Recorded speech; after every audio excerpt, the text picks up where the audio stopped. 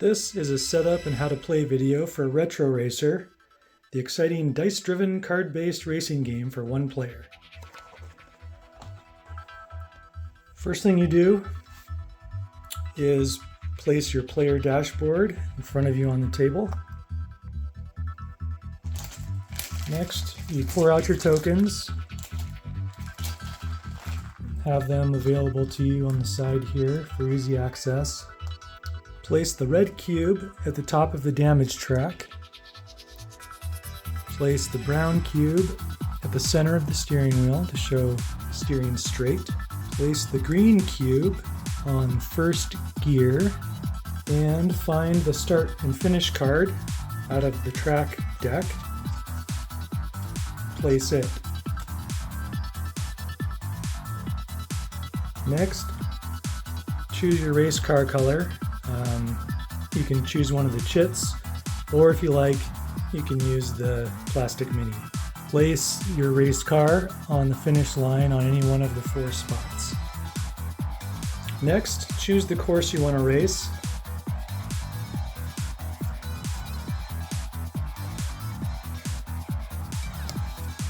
For this example, we're going to choose Deathloop 1. Place the course card next to the start-finish line. Place the yellow pace car cube on the number 4 there, adjacent to the start line.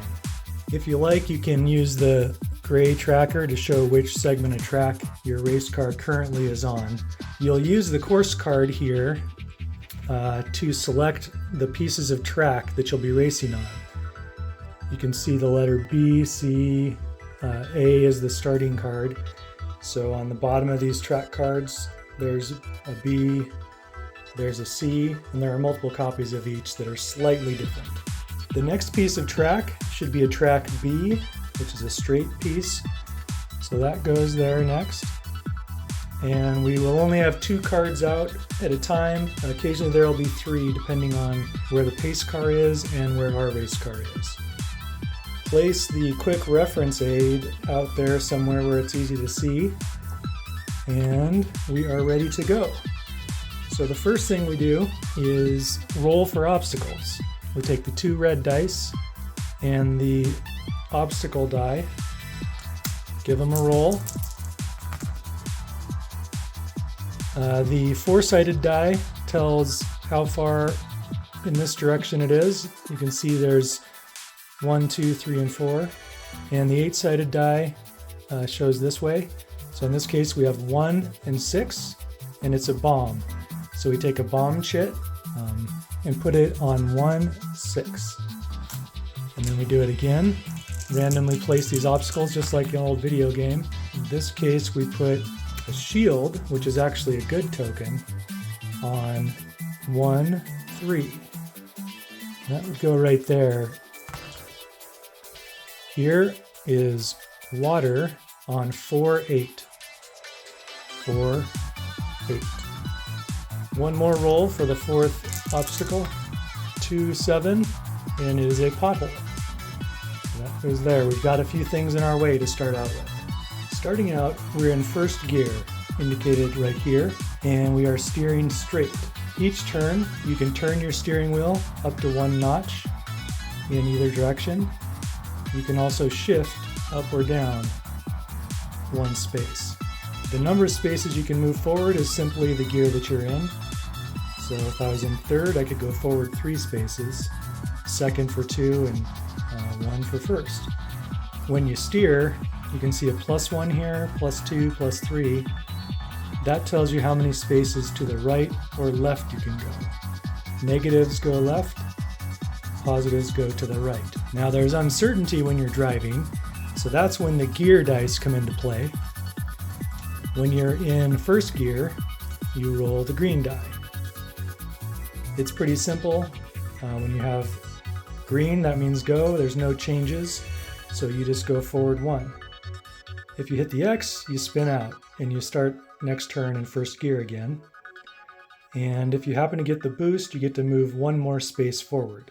So we'll start our turn just rolling the green die. Got a green go, and we're steering straight. So we move forward 1. Now to start the next turn, I'm going to shift up into second gear. I want to avoid these obstacles, so I'm going to steer 1 to the right. So that'll give me a +1 to my results. Now that we're in second gear, we are rolling the blue die. The difference on this die is there's a little uncertainty steering. This gives you a -1 to the left. That means your car goes to the left a little bit. This gives a +1 to the right, which means you would go to the right 1 more space than you intended. And then of course the spin out and green means go, that would be no change. So in this case, we're trying to go to the right 1 and forward 2. Gonna roll this die. We got a green. So we go diagonal if we can. So we would be going forward 2 and over 1. Our result would get us here. So there, 1, 2 forward. We narrowly missed the pothole.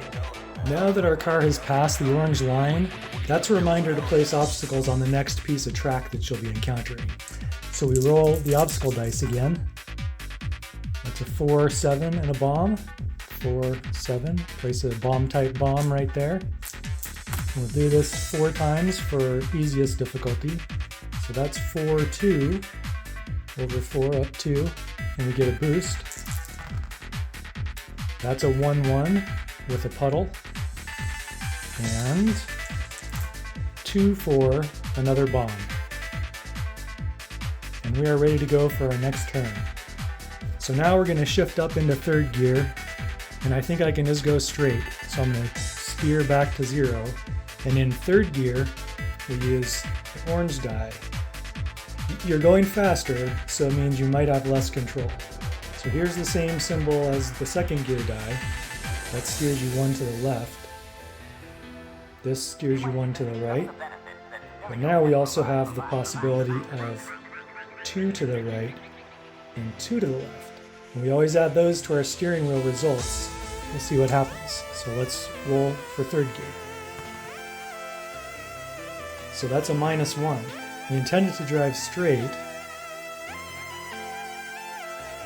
but now we actually need to move 1 to the left as well. So we're going 1 left and then 1, 2, 3 forward. So we go diagonal first and then the rest of the way. 1 more turn on the straightaway, then I'll explain how the pace car works and corners. So we're still in third gear, that's where we want to stay. We do want to avoid this bomb coming up, so I'm going to try and steer to the right again. We'll go ahead and roll. Now in this case, we got a -2, so the speed's a little more than we can handle. So the die sends us 2 to the left, but our steering wheel is steering 1 to the right. That means the total is 1 to the left, which still works out okay for us. So we go 1 left and 3 forward. 1, 2, 3. We missed the bomb. And then off we go. The way that the pace car works is after every time you move forward, you move the pace car forward 2 spaces. So what we would have done is on our first turn, we were in first gear, we'd go forward 1, the pace car moves forward 2. On our second turn, we went forward 2, the pace car would also go forward 2. On our third turn, we were in third gear, so we went forward 3 spaces. 1, 2, 3. Now the pace car wants to go up here, so we move from 8, we slide this up, and then you go 1, 2 spaces forward. And then the next turn, we are in third gear, we move that way, 1, 2, 3, and the pace car moves forward 2. So it's actually losing ground on us now. As long as we keep going, we're going to stay ahead of the pace car. We can also move our tracker to show that we're on that piece of track. Like a video game, the track behind you disappears, so you slide that out, scroll the track down, and then place the next piece of track that's shown on your course. So that's a C. Here's a C course, so it's a corner. And we're going to put it right there. Now let's pretend we've moved forward 3 more spaces. We've rolled and placed obstacles. So as you move from a straightaway to a curve, the car drives normally. You don't worry about being on a curve until you start out on a space with an arrow like that has. You can see on the curve card, it has a bunch of arrows on it. These are single arrows. Also on the name of it, it says curve -1. So that basically means as you go around that curve, it's trying to push you to the left one space. This is a -2 curve, which means it's trying to push you even harder to the left 2 spaces. So you need to steer against that curve in order to stay in the lane you're in. So for example, I'm driving here and I'll be here. I want to try and drive straight in this lane on this curve. So the first thing I need to do is counteract the curve's -1 with a +1 on my steering wheel. Assuming my gear die cooperates, we would go straight through that curve. So we're in 3rd gear, so we roll the orange die, and we came up with a green. So we take the curve, -1, +1 the steering, so that's 0, which is essentially going straight. And our die said we stayed in control, so we go straight. We go straight 3 spaces. 1, 2, 3. Move the pace car forward, and you can move your tracker to show what piece of track you're on. And again, the pace car hasn't caught up with us, so we're going to leave that there. We leave this piece of track there, but we do need to add the next piece of track, which is another C. So that's going to go right up here, and as soon as our car gets past the orange line, we'll roll for more obstacles. And as soon as the pace car moves forward a couple more turns, then we remove the old one and slide the track back in our windshield view, and we're off to the next one. Here's another quick example from the Geartown track. Let's say we're on curve F here.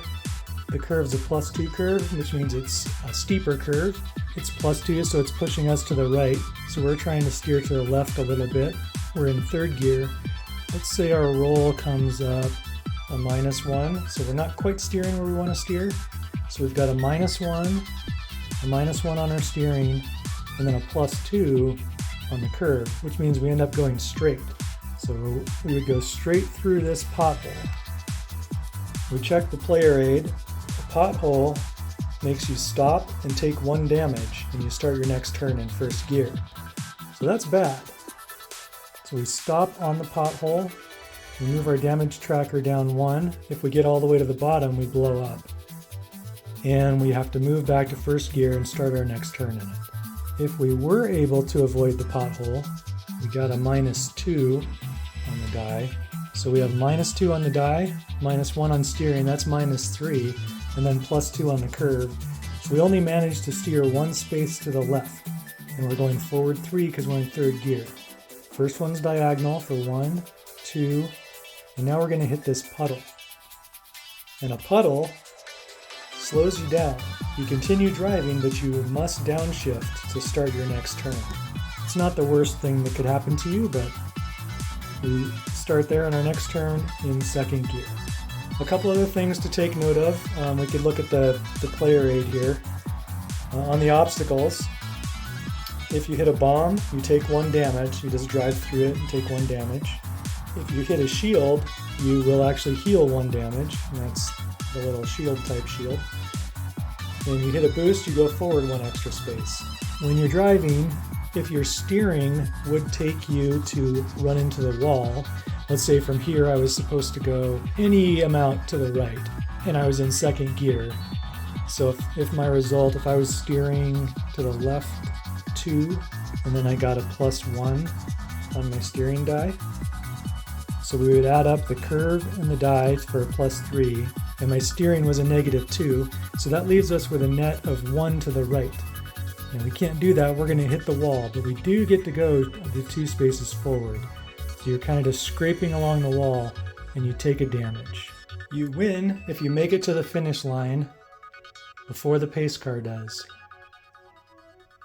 You lose if you blow up, or if the pace car is far enough ahead of you that it crosses the finish line before you do. So with all that being said, hopefully you know how to play Retro Racer. Have fun!